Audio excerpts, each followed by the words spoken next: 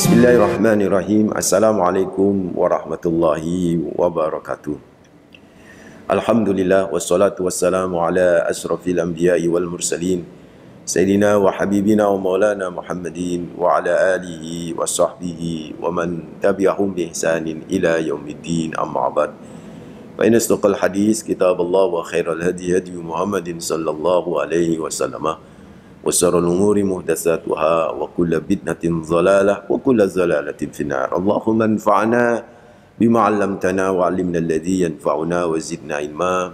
اللهم إني أعوذ بك أن أضل وأضل وأزل وزل وأظلم وأظلم أو أجهل يجهل علي. وصلى الله على سيدنا محمد والحمد لله رب العالمين. Ikhwataddin, hafizahumullah, saudaraku mitra muslim hafizahumullah yang insyaallah selalu dijaga sama Allah Rabbul Alamin. Alhamdulillah.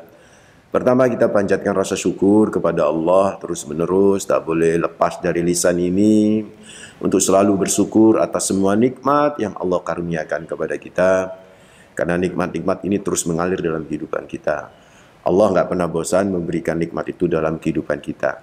Kita saja yang sering bosan untuk bersyukur kepada Allah Rabbul Alamin. Ayo kita push, kita tekan, kita pressure terus menerus jiwa kita untuk selalu menjadi orang yang bersyukur minimal. Dan itu mudah. Lisan ini tak boleh lepas untuk selalu mengucapkan kalimat hamdalah alhamdulillahirabbil alamin.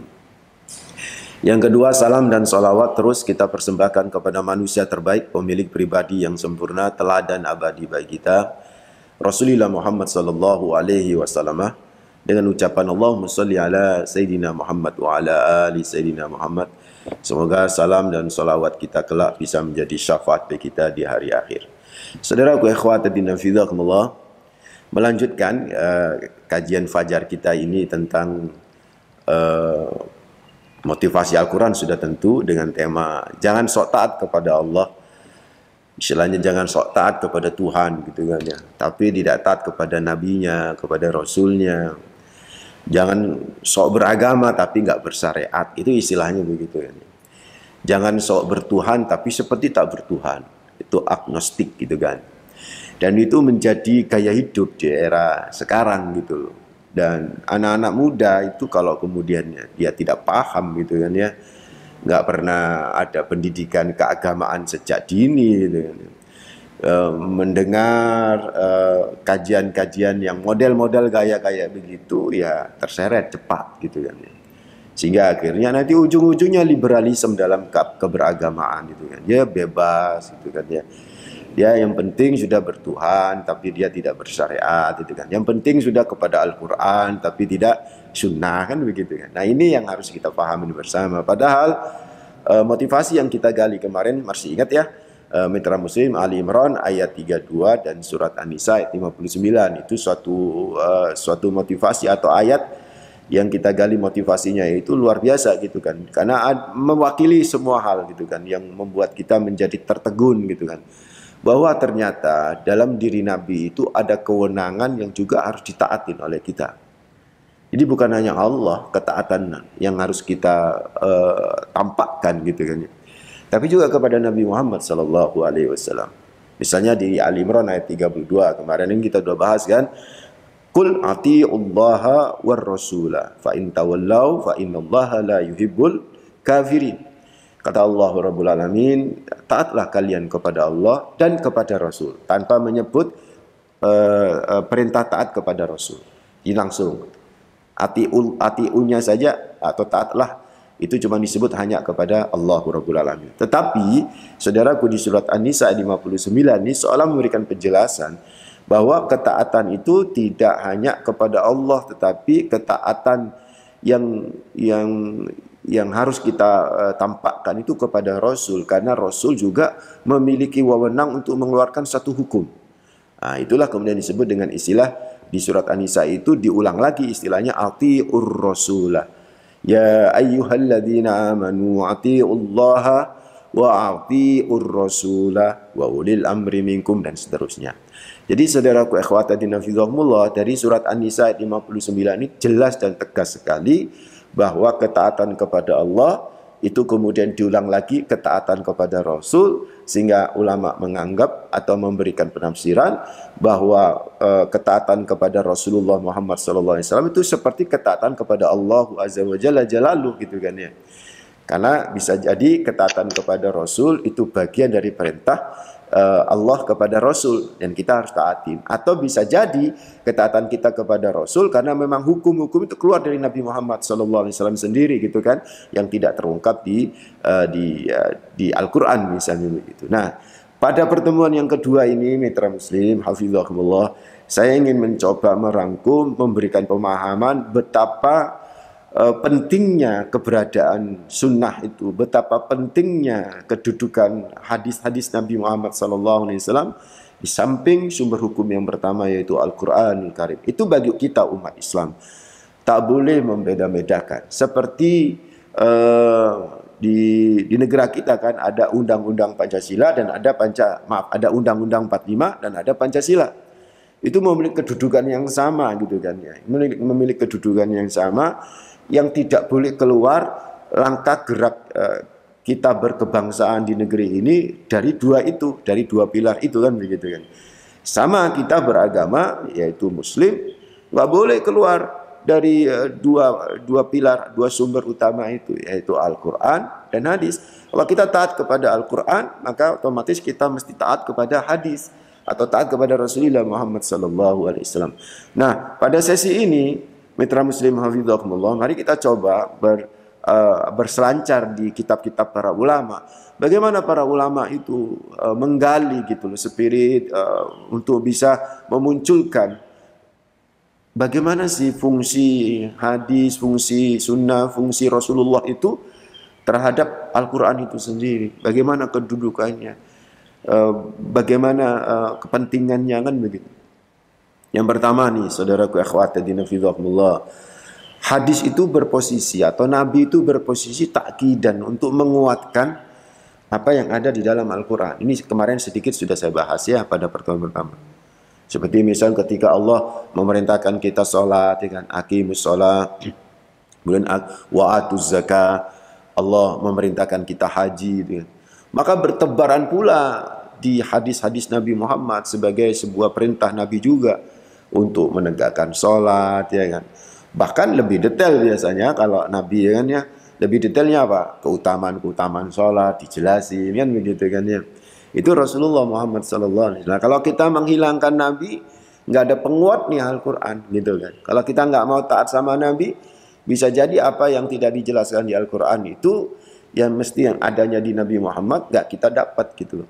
Akhirnya kurang mantap gitu. Jadi posisi Rasulullah itu memantapkan apa yang ada di dalam Al-Quran. Itu satu.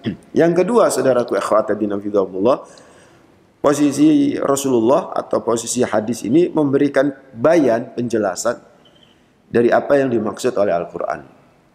Jadi yang pertama tadi apa? Menguatin ya. Terus yang kedua, Nabi itu memberikan penjelasan. Nabi itu menjadi pemberi penjelasan, mubayyin gitu kan ya, memberi penjelasan terhadap apa yang ada di dalam Al-Quran. Lah siapa yang bisa memahamkan Al-Quran kepada kita kalau bukan Nabi Muhammad SAW? Lah kalau kita nggak taat sama Nabi, bagaimana mungkin kita bisa paham terhadap Al-Quran? Apa ya ujuk-ujuk kita bisa? Nggak bisa. Lewat Nabi. Nabi kemudian mengajarkan kepada sahabat. Sahabat mengajarkan kepada tabi'in. Tabi'in mengajarkan kepada tabi'in. Tabi'in terus mengajarkan kepada berikutnya, generasi berikut. Sampai kepada guru-guru kita. Dan kepada kita, saudaraku. Jadi ilmunya itu bersanad gitu loh. Dan itu hebatnya Islam gitu kan ya. Ada sanad ini. Al-isnad minad din, kata Ibnu Al-Mubarak. Bahwa yang namanya sanad itu bagian daripada prinsip keberagamaan gitu kan. Ada sanadnya. Dan di sini Nabi memang berposisi sebagai apa? Pemberi penjelasan. Nah, para ulama memberi penjelasan itu nanti macam-macam kriterianya gitu kan. Pertama, bayan al-mujmal itu, memberikan penjelasan yang global gitu kan. Memberikan penjelasan global. Karena memang di dalam Al-Quran itu ada perintah-perintah yang bersifat global. Saudaraku akhwati dinafidhakumullah ya. Seperti misalnya perintah sholat gitu kan. Tapi bagaimana tata cara sholat? Bagaimana tata cara salat? Tidak dijelaskan kan di dalam Al-Quran. Yang Al-Quran cuma menjelaskan aqimus shalah, tapi bagaimana tata cara salat? Al-Quran menjelaskan tentang zakat, tapi bagaimana syarat-syarat zakat? Bagaimana rukunnya zakat? Enggak dijelasin. Makanya kemarin itu kan ketika ada jamaah yang kemudian nggak mau ngaji gara-gara dia lebih senang kepada Al-Quran, udah dia tidak peduli dengan hadis-hadis atau sunnah, saya tanya itu kan, coba dia sholat zuhur nggak? Sholat Pak Ustadz. Berapa rakaat? 4 rakaat. Tanyakan sama dia, emang 4 rakaat ada di dalam Al-Quran? Nggak ada, adanya di hadis. Karena memang Nabi berfungsi memberikan penjelasan terhadap perintah global dalam Al-Quran. Kan perintah sholat itu sifatnya global. Perintah zakat itu sifatnya global, ya kan? Semuanya sifatnya global gitu kan, rata-rata gitu kan ya. Maka di sini saudaraku ikhwata dinafidahullah, posisi Nabi memberikan perincian terhadap mujmal tadi itu. Yang kedua, masih terkait pemberi penjelasan gitu kan ya. Nabi itu memberikan batasan terhadap perintah yang bersifat mutlak. Kalau istilah mustalah hadisnya itu taqyidul mutlak. Mas Nasir mungkin tahu ya, taqyidul mutlak gitu kan. Yaitu membatasi yang mutlak. Contoh begini, ketika Allah berfirman di surat Al-Maidah 38, "Was-sariqu was-sariqatu faqta'u aydiyahuma jazaa'an bima kasaban nakalam minallah." Ya kan, kata Allah Rabbul Alamin, "Was-sariqu was-sariqatu faqta'u aydiyahuma." Pencuri laki-laki dan pencuri perempuan, potonglah kedua tangannya. Itu kan mutlak. Tangan itu mana? Dari mulai ujung jari sampai pangkal lengan kita ini tangan. Yang mana yang dipotong? Apa ya jari ini? Apa ya pergelangan? Apa ya siku? Yang mana yang mau dipotong? Jadi, saudaraku ikhwata dinafidhahumullah, ini kan mutlak gitu kan. Nah, kemudian Nabi datang memberikan contoh. Jadi, banyak hadis-hadis itu kan ya, Nabi memberi contoh yang dipotong itu min mifsalil kaf. Mifsalil kaf itu pergelangan yang dipotong. Jadi itu namanya membatasi. Nah kalau nggak ada Nabi kan nggak bisa dibatasin. Akhirnya kabel dipotong semua.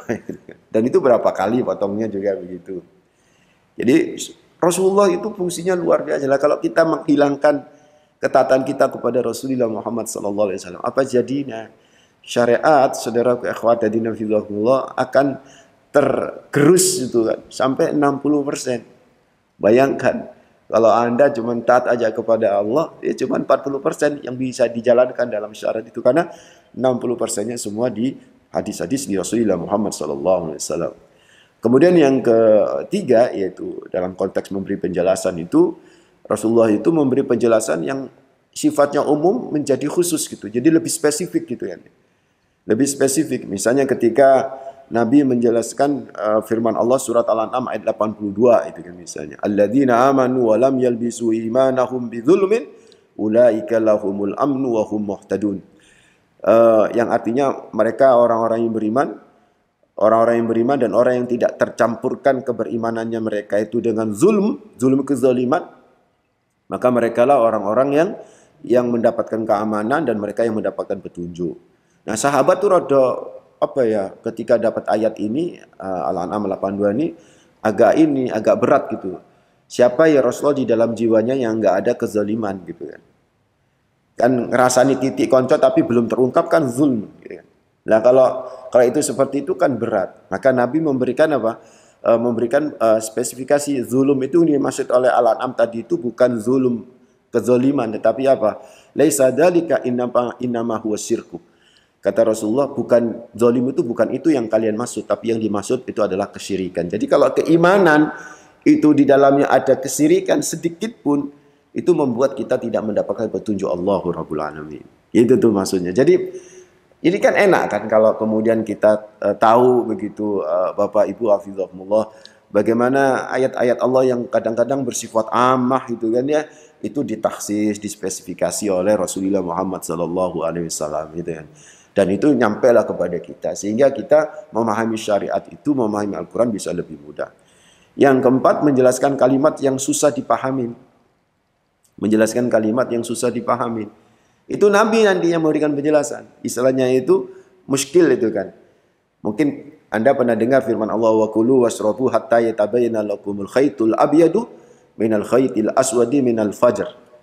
Itu kan terjemahan letterleknya kan ketika berpuasa itu kan wakulu wasrobu, makanlah dan minumlah hatta yatabayyana lakumul khaytul abyadu minal khaytil aswadi minal fajr. Sampai muncul benang putih dari benang hitam. Tali putih, tali hitam dari fajar.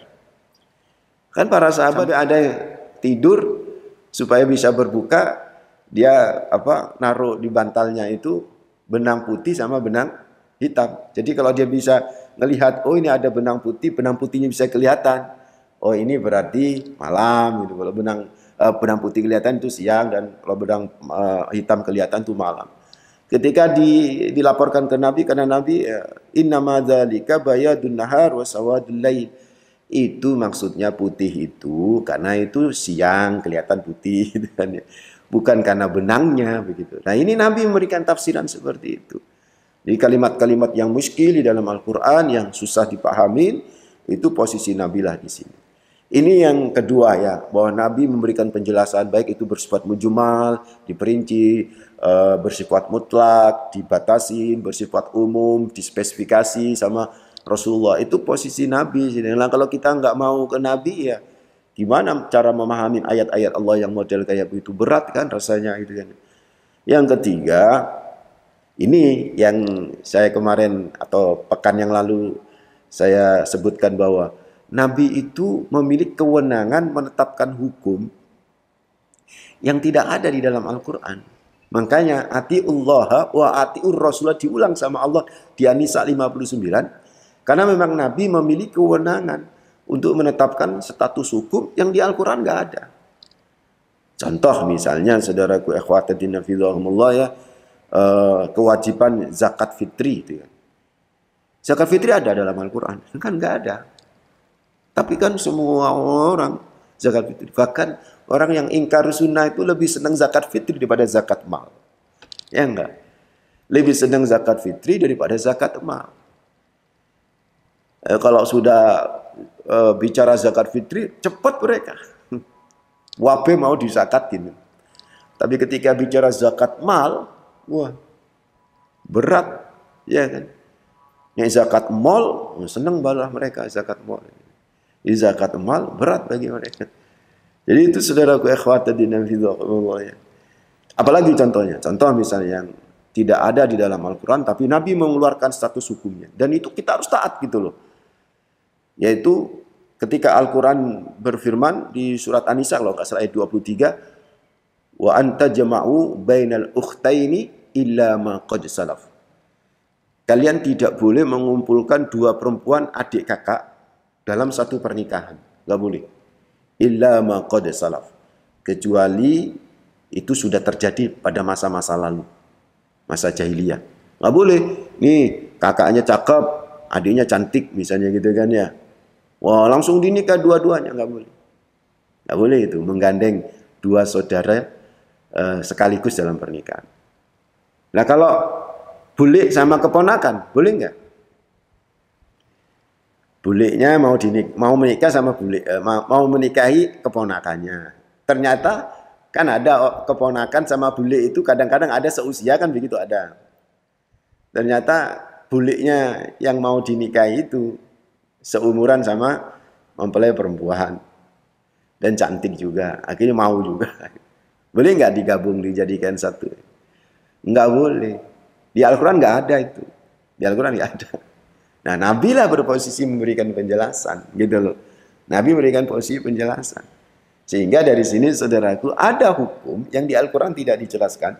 Itu dijelaskan oleh Nabi. Nah, kalau kita ingkar sunnah ini, kalau kita ini tidak mengindahkan ketaatan kita kepada Rasulullah, kacau nanti syariat itu kan. Ayo, saudaraku, tinggalkan gaya hidup yang sok buaya gitu, taat kepada Tuhan, tapi ternyata tidak memiliki ketaatan sama sekali kepada Allah Azza wa Jalla Jalaluhu. Dan saudaraku ikhwatadina fillah, yang keempat ini ya, yang keempat ini saudaraku ikhwatadina fillah, bagi yang berpaham gitu kan, bahwa terkadang ada hadis yang bisa menasah Al-Quran, tapi memang ini masih debatable di kalangan para ulama. Saya nggak ingin masukin, nggak ingin terlalu jauh ke situ. Kalau mau bahas silakan ke Ulumul Quran ya, nanti ada narasumber sendiri yang lebih bahas. So, saudaraku, dari penjelasan itu semua, betapa pentingnya as-sunnah kan di dalam Al-Quran. Betapa pentingnya kehadiran Nabi kan di samping Al-Quran. Kita jangan sok kemudian kembali ke Al-Quran, tapi nggak kembali ke Rasulullah. Itu bullshit nih bahasanya wong kampus ya. Apa bullshit itu mas? Itu kaspol tok isinya itu kan. Itu nggak bener itu saudaraku, ikhwatadina fillah. Itu bohong gitu loh. Dia bohong ngaku-ngaku kemudian sok taat kepada Allah, tapi ternyata kenyataannya Bapak Ibu dia tidak taat sama sekali kepada Allah. Sesungguhnya begitu. Karena apa? Di ayat yang lain, wa ma atakumur rasul fakhuduhu wa ma nahakum anhu fantahu. Allah sendiri sudah ngomong enggak? Apa yang Nabi bawa, kamu ambil. Apa yang Nabi perintahin, kamu lakukan. Wa ma nahakum anhu fantahu. Apa yang Nabi larang, ya kamu hentikan. Itu Allah sendiri yang ngomong. Jadi kalau kita taat kepada Allah kemudian meninggalkan Rasulullah, itu sesungguhnya dia tidak taat kepada Allah itu sendiri. Dia tidak cinta kepada Allah itu sendiri. Saudara, itu sesungguhnya seperti itu. Ayo, mitra muslim, hafizakumullah semuanya. Kalau bisa, jaga anak kita, jaga keluarga kita. Jangan sampai kemudian bergaya hidup, beragama tapi tidak bersyariat. Bertuhan tapi tidak bertauhid. Ya enggak ya? Dan jangan sampai gaya hidup ingkar sunnah ini ada dalam keluarga kita. Terus ngaji, terus semangat untuk belajar, karena disitulah kita akan menemukan betapa kedudukan sunnah, kedudukan hadis, kedudukan Rasulullah di samping Al-Quran adalah kedudukan yang sangat penting luar biasa. Menghilangkan Rasulullah di dalam Al-Quran seperti menghilangkan 60% syariat agama Islam itu sendiri. Mudah-mudahan bermanfaat. Aqulu qouli hadza wastaghfirullah li wa lakum innahu huwal ghafurur rahim. Mohon maaf. Assalamualaikum warahmatullahi wabarakatuh. ظهر دين المؤيد بظهور